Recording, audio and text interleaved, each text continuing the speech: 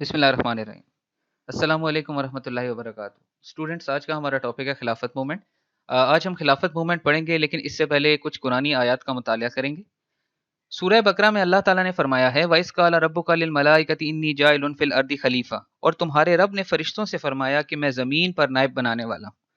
نائب بیسیکلی ایک ریپرزینٹیٹیو ہے، ایک ڈپٹی ہے جو اللہ کے بنائے ہوئے قانون کو دنیا میں امپلیمنٹ کراتا ہے۔ خلیفہ کا جو ورڈ ہے وہ خلف سے نکلا ہے، اور اس کے معنی ہے ایک کے بعد ایک آنے والا، یعنی اس دنیا کا بادشاہ اللہ تعالیٰ ہے، شریعت اسی کی ہے، قانون اسی کا ہے، اسی نے ہمیشہ رہنا ہے، لیکن وہ اپنے نظام کو مختلف اوقات میں مختلف بندوں کے تھرو دنیا میں امپلیمنٹ کراتا ہے۔ دیکھیں، حاکم اللہ تعالیٰ ہے، اسی کی بنائی ہوئی دنیا ہے، قانون بھی اسی کا لاگو ہوگا، اور جو دین اس نے ہمارے لیے چنا ہے اس میں بھی کسی غلطی کی گنجائش نہیں، بلکہ اس میں سب کے لیے بھلائی ہے۔ تو اس بھلائی کو پھیلانے کے لیے اللہ نے مختلف اپنے بندے جو ہیں وہ چنے ہیں، جس طرح اللہ تعالیٰ سورہ نور میں فرماتے ہیں وعد اللہ الذین آمنوا منکم وعملوا الصالحات لیستخلفنہم فی الارض کما استخلف الذین من قبلہم، اور اللہ نے وعدہ دیا ان کو جو تم میں سے ایمان لائے اور جنہوں نے نیک اور صالح عمل کیے کہ ضرور انہیں زمین میں خلافت دے گا۔ دیکھیں، خلیفہ بننا جو ہے وہ آسان کام نہیں ہے، آپ کو اسٹرکٹلی ان رولز کو فالو کرنا پڑتا ہے جو اللہ کے ہیں، اور جب اللہ تعالیٰ یہ دیکھ لیتا ہے کہ بندہ صحیح معنوں میں میرے احکامات کی پیروی کر رہا ہے، تب اللہ اس کے اوپر یہ ذمہ داری ڈالتا ہے کہ ٹھیک ہے، اب دنیا میں جاؤ اور میرے نظام اور میرے حکم کو جو ہے وہ رائج کرو۔ اچھا، اس کے لیے ایک امپورٹنٹ چیز یہ بھی ہے کہ اس میں آپ کو نفس کی جو پیروی ہے اس سے روکا گیا ہے۔ جس طرح اللہ تعالیٰ نے حضرت داؤد علیہ السلام سے فرمایا کہ اے داؤد، ہم نے تم کو زمین پر خلیفہ بنایا کہ لوگوں میں انصاف کا فیصلہ کرو اور نفس کی خواہش کے پیچھے نہ چلنا۔ اس کا مطلب ہے، دیکھیں، عموماً ہمارے ہاں ایک تصور کیا جاتا ہے کہ حکمران جو ہے وہ ایک پاورفل آدمی ہے، وہ اپنی مرضی سے کوئی بھی ڈیسیژن لے سکتا ہے، لیکن یہ قطعاً غلط ہے۔ خلیفہ صرف اور صرف اللہ کے حکم کے تابع نظام چلا سکتا ہے، اور کوئی بھی ایسا نظام جس میں اللہ تعالیٰ کی رضا شامل نہ ہو، وہ اس کو دین میں نہیں پھیلا سکتا۔ آگے ہم بات کرتے ہیں آٹومن امپائر کی، خلافت عثمانیہ کی۔ حضور صلی اللہ علیہ وسلم کی وفات کے بعد مختلف ادوار میں مسلمانوں کے مختلف خلفائے راشدین رہے، یعنی اللہ نے اپنا نظام جو ہے وہ مختلف لوگوں کے تھرو جو ہے وہ امپلیمنٹ ضرور کرایا۔ پہلے امید آئے، اس کے بعد عباسد آئے، لیکن آہستہ آہستہ ان کی پاور اور ان کا زور جو ہے وہ ختم ہوتا گیا، اور یہ ایز اے فگر ہیڈ جو ہے صرف ایگزسٹ کرنے لگ گئے۔ 11 سینچری میں جب پرشیا سلجوکس کے کنٹرول میں آیا تو عباسد جو ہے وہ ان کے ہاتھ میں ایز اے پپٹ بن کر کام کرتے تھے۔ سلجوکس وہ تھے جنہوں نے بیزنٹائن امپائر کو شکست دی تھی، اور اس شکست کے بعد ایک بڑی تعداد میں ترک باشندے جو ہیں وہ انٹولیا میں داخل ہوئے تھے، لیکن وقت کے ساتھ ساتھ سلجوک کی جو سلطنت ہے وہ بھی ڈکلائن کا شکار ہوئی، لیکن اس کی ایک شاخ جسے سلطنت روم کہا جاتا ہے وہ ایگزسٹ کرتی تھی۔ اچھا، ان کو سلطنت روم اس لیے کہا جاتا ہے کیونکہ انہوں نے ایسٹرن رومن امپائر یا بیزنٹائن امپائر کو جو ہے وہ شکست دی تھی۔ 13 سینچری میں جب منگول آئے اور انہوں نے آ کے انویژن کی، تو انہوں نے یہاں کے جو عیسائی یہودی اور جو سلطنت روم تھی اس کے بھی ٹکڑے ٹکڑے کر دیے، اور اس میں سے پھر مختلف قبائل جو ہے وہ نکلے، جن میں ایک قبیلہ وہ تھا جس کو عثمان جو ہے وہ ہیڈ کرتے تھے۔ اچھا، یہ عثمان وہی ہیں جن کے اوپر بعد میں خلافت عثمانیہ جو ہے وہ چلائی گئی تھی، یعنی ان کو سمجھا جاتا ہے کہ الٹیمیٹلی، دیکھیں، اپروچ پہلے سے چل رہی تھی، لیکن فارچونیٹلی ان کے ہاتھ کے تھرو جو ہے، ان کے تھرو اس جو سلطنت تھی اس کی بیس جو ہے وہ سٹارٹ ہوئی تھی۔ اچھا، ان کا اس سے پہلے اتنا بڑا علاقہ نہیں تھا، یہ ایک چھوٹے سے علاقے کے جو ہے وہ حکمران تھے، تو ان کو ہم کنگ یا ایمپرر نہیں کہہ سکتے تھے، یہ اس ٹائم ایک چھوٹے سے علاقے کو جو ہے وہ صرف ہیڈ کرتے تھے۔ اچھا، اب ان کا ایریا دیکھتے ہیں۔ دیکھیں، یہ ایک بہت بڑی سلطنت تھی جس میں ایشیا، عرب، افریقہ اور یورپ کے جو علاقے ہیں وہ شامل تھے۔ یورپ میں خاص کر البینیا، بلغیریا، گریس، ہنگری، رومانیا اور یوگوسلاویا جیسے ایریا شامل تھے۔ ایشیا میں سینٹرل ایشین اسٹیٹ شامل تھی، اور اس کے ساتھ جو ارمینیا کی اسٹیٹ ہے وہ بھی انہی کے کنٹرول میں تھی، اور ساؤتھ کیسپین سی کے جو ارد گرد کا علاقہ ہے وہ ان کے کنٹرول میں تھا۔ اگر ہم مڈل ایسٹ کی بات کریں تو آلموسٹ سارے عربی ممالک جو ہیں وہ ان کے کنٹرول میں چلتے تھے، اور خاص کر جو مکہ اور مدینہ تھا اس کو آٹومن امپائر یعنی خلافت عثمانیہ کے تھرو جو ہے وہ رن کیا جاتا تھا۔ اچھا، اب بیک گراؤنڈ پڑھتے ہیں کہ آخر کیا وجہ بنی اس سلطنت کے ٹوٹنے کی۔ ورلڈ وار ون جو ہے وہ 1914 میں لڑی گئی تھی، جس میں ایک طرف برطانیہ، امریکہ، فرانس اور رشیا شامل تھے، اور دوسری طرف خلافت عثمانیہ، آسٹرو ہنگیرین امپائر، جاپان، بلغاریہ اور جرمنی شامل تھے۔ اچھا، اس جنگ کو لڑنے سے پہلے انگریزوں نے جو بر صغیر کے مسلمان تھے ان سے ریکویسٹ کی تھی کہ آپ اس جنگ میں ہمارا ساتھ دیں۔ دیکھیں، اب فیصلہ یہ کرنا تھا مسلمانوں نے کہ ایک طرف ان کے ترکی بھائی تھے، مسلمان بھائی تھے، اور دوسری طرف جو ہے وہ لوگ تھے جو مسلمانوں کے اوپر حکومت کر رہے تھے. دیکھیں بر صغیر میں ہماری ایگزسٹنس جو ہے وہ خطرے میں تھی، تو ہم نے اس وقت کا تقاضا یہ سمجھا کہ کیونکہ ہماری ایگزسٹنس بھی خطرے میں ہے تو ہم ان کا ساتھ ضرور دیتے ہیں، لیکن ایک مسلمانوں نے ایک شرط رکھی، اور وہ شرط کیا تھی کہ اگر انگریز اس جنگ میں جیت گئے تو وہ خلافت کا خاتمہ نہیں کریں گے، بلکہ ایز اٹ از اسے چلنے دیں گے، اور کسی قسم کی جو ان کی خود مختاری ہے اس کو نہیں توڑا جائے گا. خیر جنگ ہوئی، جنگ کے بعد حالات جو ہے وہ مختلف ہو گئے. برطانیہ اپنے اس وعدے سے پھر گیا کہ انہوں نے جو ایک ہمارے ساتھ ایگریمنٹ کیا تھا مسلمانوں کے ساتھ کہ ٹھیک ہے ہم جو ہے خلافت کو نہیں توڑیں گے، لیکن وہ اس کے بعد اس سے پھر گئے اور انہوں نے اس بات کا فیصلہ کر لیا کہ خلافت کو ہر صورت جو ہے وہ توڑا جائے گا. اچھا اب مسلمانوں کو اس سے خطرہ کیا ہوا؟ دیکھیں خلافت عثمانیہ جو ہے وہ مسلمانوں کا روحانی طور پر اور سیاسی طور پر سینٹر سمجھا جاتا تھا، اور خاص کر مکہ اور مدینہ بھی اس کے انفلوئنس سے چلتے تھے. تو مسلمانوں کے دل میں یہ خوف پیدا ہوا کہ جو ہمارا سینٹر ہے اگر اس کو توڑ دیا گیا تو اس کی وجہ سے ہمارا اتحاد جو ہے وہ ٹوٹ جائے گا، اور ہمارا جو ایک اسپرچل روحانی طور پہ ایک سینٹر سمجھا جاتا ہے وہ رہے گا ہی نہیں. تو ہمارے پاس جو ہمیں پالیسی میکنگ ہے وہ کہاں سے آئے گی، اور ساتھ ہی ساتھ ان کو یہ فکر تھی کہ ان کی ریپرزنٹیشن بھی ختم ہو جائے گی. دوسری طرف ایک اور جو خوف تھا مسلمانوں کو وہ یہ تھا کہ مسلمانوں کے جو مقدس مقامات ہیں ان کی بے حرمتی نہ کی جائے، کیونکہ تمام کا تمام کنٹرول جو ہے وہ انگریزوں اور ان کے جو اتحادی فورسز تھیں ان کے کنٹرول میں چلا گیا تھا. اچھا اس چیز کو مد نظر رکھتے ہوئے خلافت موومنٹ سٹارٹ کی گئی، اور خلافت کمیٹی کا جو ہے قیام کیا گیا. خلافت موومنٹ یہ بیسیکلی ایک ایسا پلیٹ فارم تھا جس کے ذریعے مسلمانوں نے اپنا جو پوائنٹ آف ویو ہے خلافت کے حوالے سے وہ دنیا تک پہنچانا تھا. ان کو بتانا تھا، دنیا کو بتانا تھا کہ یہ ہمارے لیے کتنی معتبر اور کتنی مقدس چیز ہے.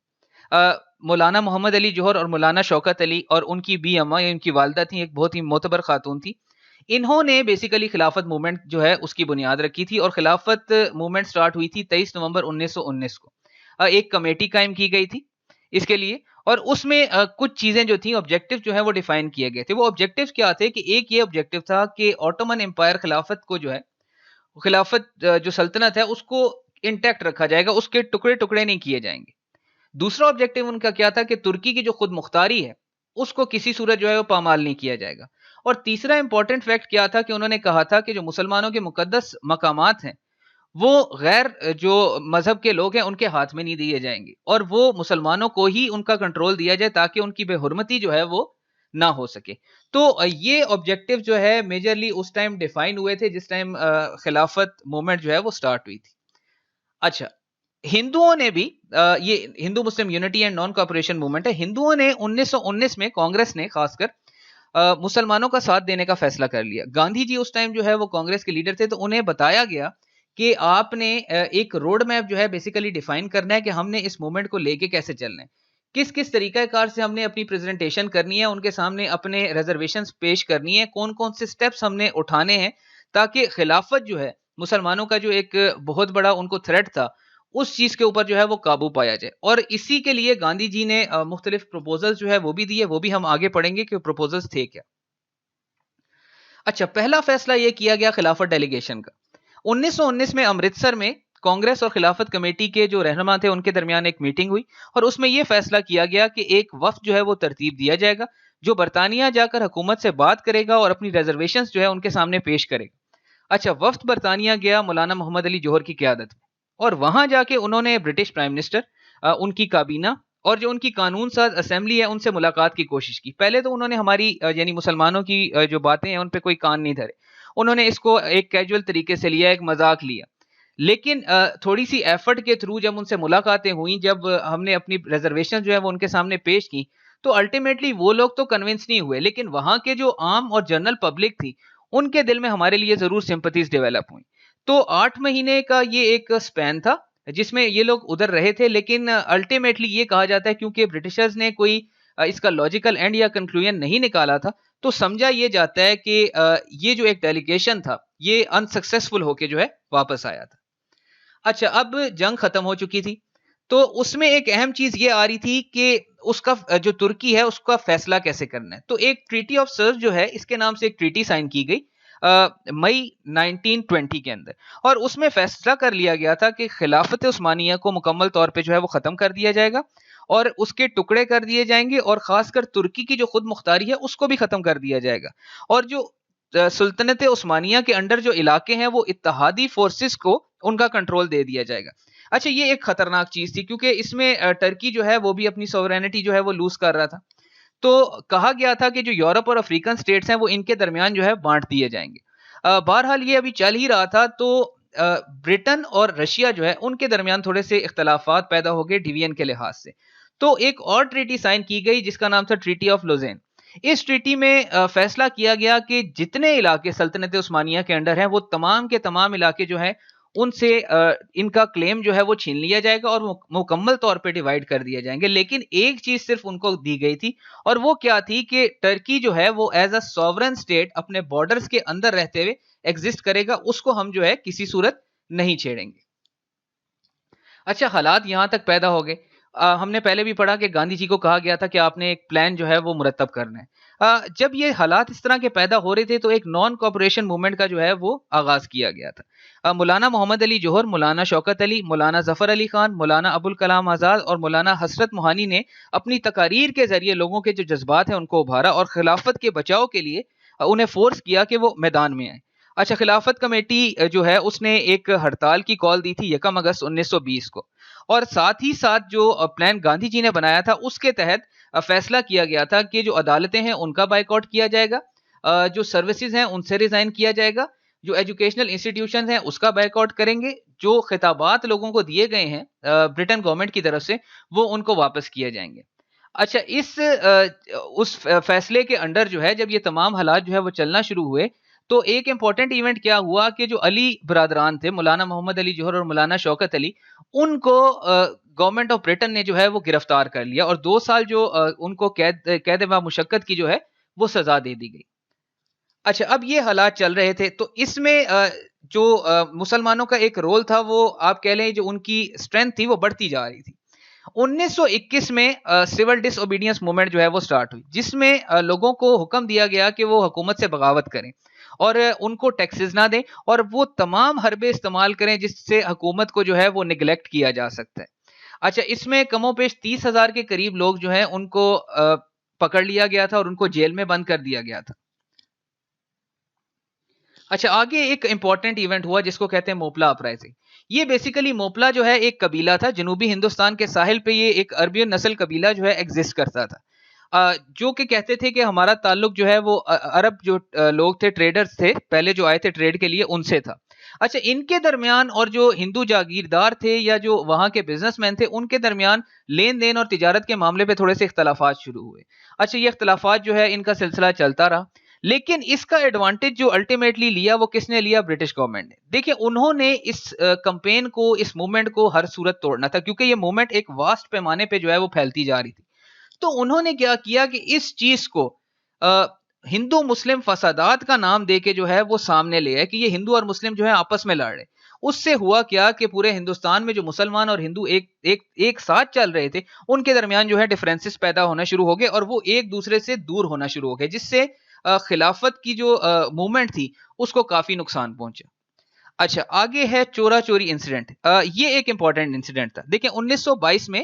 یو پی کا ایک قصبہ تھا جس میں کچھ شدت پسند عناصر نے ایک پولیس اسٹیشن کو آگ لگا دی تھی جس کے نتیجے میں 21 پولیس والے جو تھے وہ ہلاک ہو گئے تھے. اچھا یہ جب چیزیں ہو رہی تھیں تو دیکھیں تحریک ہے, تحریک میں یہ کام چلتا ہے کہ اس میں کچھ شرپسند عناصر آتے ہیں کیونکہ جو لوگ نہیں چاہتے کہ تحریک جو ہے وہ مکمل طور پہ سکسیسفل ہو وہ اس میں آ کے جو ہے کسی قسم کی شرارت ضرور کرتے ہیں. جب یہ ہو گیا تو گاندھی جی نے اس موومنٹ کا, خلافت موومنٹ کا خاتمہ کر دیا ایک دم اور کہا کیونکہ یہ موومنٹ جو ہے پر امن نہیں رہی, ہم امن کے تھرو جو ہے یہ چیز لے کر آنا چاہتے تھے اور اب یہ پر امن نہیں رہی تو ہم اس موومنٹ کو جو ہے مکمل طور پہ ختم کر دیتے ہیں. ان کو اختیار تھا, انہوں نے ختم کر دیا اور تمام کے تمام جو لیڈران تھے وہ ایک دم پریشان ہو گئے کہ آخر ایسی کیا وجہ بنی کہ موومنٹ جو ہے وہ ایک دم ختم کر دی گئی ہے, حالانکہ موومنٹ اس ٹائم اپنے عروج پر تھی. اچھا یہ ہم آگے نیکسٹ اس میں ڈسکس بھی کریں گے کہ آخر اس کا فائدہ الٹیمیٹلی کس کو ہوا. دیکھیں تمام جو ہندو اور مسلم لیڈران تھے وہ ایک دم جو ہے پریشان ہو گئے کہ آخر کیا وجہ بنی کہ موومنٹ جو ہے وہ ختم کر دی گئی. اچھا اس میں اگر ہم دیکھیں گاندھی جی کا رول دیکھیں تو ٹھیک ہے گاندھی جی سٹارٹ میں ہمارے ساتھ تھے لیکن ایک طرح سے وہ ہمیں ڈاج بھی کر رہے تھے. اس کی وجہ کیا تھی؟ اس کی وجہ یہ تھی کہ جب انہوں نے کہا کہ نوکریوں سے جو ہے وہ استعفیٰ دے دیا جائے تو مسلمان تو پہلے ہی بہت کم تعداد میں موجود تھے سرکاری نوکریوں میں, وہ بھی ادھر سے چلے گئے. پھر انہوں نے ایک اور کام کیا کہ مولانا ابوالکلام آزاد کے ذریعے ایک فتویٰ دلوایا کہ کیونکہ برصغیر حالت جنگ میں ہے تو مسلمان یہاں سے ہجرت کر جائیں. یعنی وہ تمام کا تمام کنٹرول جو ہے وہ چاہتے تھے کہ ہندوؤں کے پاس ہے, مسلمانوں کے پاس نہ ہے. یعنی انڈائریکٹلی وہ ہمیں دکھانے کے لیے تو ہمارے ساتھ تھے, لیکن الٹیمیٹلی ایم جو تھے وہ ان کے کچھ اور تھے. اچھا, اس کے بعد ہوا خلافت کا خاتمہ. 1922 میں ایک اہم بات یہ تھی کہ ترکی کے جو آخری خلیفہ سے ان سے طاقت جو ہے وہ پاور جو ہے ان سے لے لی گئی تھی, اور 1924 میں مصطفیٰ کمال اتا ترک جو ہے وہ برسر اقتدار آئے اور انہوں نے گرینڈ نیشنل اسمبلی سے خلافت کے خاتمے کی قرارداد پاس کرا دی. تو حکومت برطانیہ اور کانگریس کے پاس یہ جواز پیدا ہو گیا تھا کہ کیونکہ اب ترکی کے مسلمانوں نے خود خلافت کا خاتمہ کر دی ہے تو برے صغیر کے مسلمانوں کو اس چیز کی ضرورت نہیں رہی کہ وہ اس تحریک کو آگے لے کے چلیں یا اس تحریک کو آگے چلائیں. تو یہ ایک امپورٹنٹ ایونٹ تھا جس نے مسلمانوں کو ایک بہت بڑا جو ہے وہ سیٹ بیک دیا تھا. اچھا, اینڈ پہ ہم ان کے ریزلٹس اور کانسیکوینسز دیکھ لیتے ہیں. دیکھیں, یہ پہلی دفعہ ہوا تھا کہ لوگوں نے اپنے حکمرانوں کو اور حکمرانوں نے لوگوں کو اتنے قریب سے دیکھا تھا, انہیں ایک دوسرے کی طاقت کا اندازہ ہو گیا تھا کیونکہ گراس روٹ لیول پہ وہ پہلی دفعہ آئے تھے تو انہیں بھی یہ پتہ لگ گیا تھا کہ ہمارے لیڈران کون ہیں, اور لوگوں جو لیڈران ہیں انہیں بھی اس چیز کا بخوبی اندازہ ہو گیا تھا کہ ہماری عوام میں اسٹرینتھ کتنی ہے. تو لوگوں کے درمیان اور حکمرانوں کے درمیان جو ٹرسٹ ہے وہ انکریز ہو گیا تھا. دوسری ایک اہم چیز کیا تھی کہ سمجھا جاتا تھا کہ برے صغیر کی یہ پہلی سیاسی ایک موومنٹ تھی اور یہ تحریک پاکستان کے قیام کے لیے اہم ثابت ہوئی کیونکہ لوگوں کے اندر شعور اجاگر ہو گیا, انہیں اندازہ ہو گیا کہ نہیں, ہم ان کے ساتھ نہیں رہ سکتے لیکن ہم یونٹی کے ساتھ جو ہے اپنا ایک ملک جو ہے, اپنی جو ایک ٹیریٹری ہے اس کو ضرور جو ہے وہ اچیو کر سکتے ہیں. اچھا, ایک امپورٹنٹ ایونٹ یہ بھی تھا کہ جو برٹشرز تھے ان کے ذہن میں بھی یہ بات کلیئر ہوگی کہ ان کے اوپر ہمیشہ حکومت نہیں کی جا سکتی. اگر یہ آج جو ہے ایک ایسی جگہ جو ان کے ٹیریٹری کے اندر نہیں ہے اس کو بچانے کے لیے کھڑے ہو سکتے ہیں تو کل کو یہ ہم سے آزادی حاصل کرنے کے لیے بھی جو ہے سامنے آ سکتے ہیں. تو برٹشرز کے ذہنوں کے اندر بھی ایک خوف پیدا ہو گیا. ایک اور چیز کیا تھی, کیونکہ مسلمان جو ہے, اور یہ ایک بات آپ نے امپورٹنٹ جو ہے وہ یاد رکھنی ہے کہ برے صغیر وہ واحد جگہ تھی جہاں کے مسلمانوں نے خلافت کے لیے آواز اٹھائی تھی. تو اس سے جو ٹرکش لوگ تھے اور خاص کر جو ان کے سولجرز تھے ان کے اندر بھی ایک اعتماد پیدا ہوا تھا کہ چلیں ٹھیک ہے ہم مشکل میں ہیں لیکن ہمارے بھائی جو مختلف جگہوں پر رہتے ہیں وہ بھی ہمیں بچانے کے لیے, ہماری جو ایک سوورینٹی ہے, ہماری جو ایک انٹیکٹ جو ٹیریٹری ہے اس کو انٹیکٹ رکھنے کے لیے وہ آج بھی ہمارے ساتھ کھڑے ہیں. تو اس سے ان کی حوصلہ افزائی ہوئی تھی. اچھا, ایک امپورٹنٹ سٹینس کیا تھا کہ علامہ اقبال اور قائد اعظم, دیکھیں علامہ اقبال اور قائد اعظم ڈائریکٹلی جو ہے وہ سامنے نہیں آئے, لیکن اس کا یہ مطلب نہیں ہے کہ ان کو ترکی کے جو بھائی ہیں ان سے کوئی ہمدردی نہیں تھی, بلکہ وہ یہ سمجھتے تھے کیونکہ تحریک جو ہے ایک بہت بڑی تھی تو قائد اعظم کا خیال یہ تھا کہ اگر اس تحریک میں تشدد کا عنصر شامل ہو گیا تو جو ہمارے یہاں کی بھی جو لوگ جو ڈیمانڈ کر رہے ہیں وہ بھی ہم حاصل نہیں کر سکیں. دیکھیں امپورٹنٹ جو ہے وہ فیکٹ کیا ہوتا ہے کہ جب آپ نے کوئی چیز حاصل کرنی ہو یا آپ نے کوئی اپنی ڈیمانڈ جو ہے وہ منوانی ہو تو آپ اس کو بات چیت کے ذریعے جو ہے وہ حل کریں. جو ایک یوز آف فورس ہوتا ہے وہ کبھی بھی قابل قبول نہیں ہوتا. تو یہ جو ہمارے ریزلٹس تھے اور کانسیکوینسز تھے جو خلافت موومنٹ کے نتیجے میں آئے, اگر ہم اس کو سمرائز کریں تو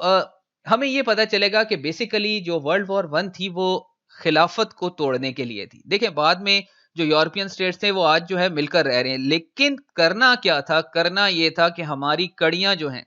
اس کو توڑنا تھا. ہر صورت ہماری جو ایک یونٹی تھی اس کو توڑنا تھا اور اس کو وہ توڑنے میں کامیاب ہوئے. اس کا ایک اگر آپ اس کو ڈیپتھ میں جا کے دیکھیں تو ایک امپورٹنٹ چیز کیا نکلتی ہے کہ عرب میں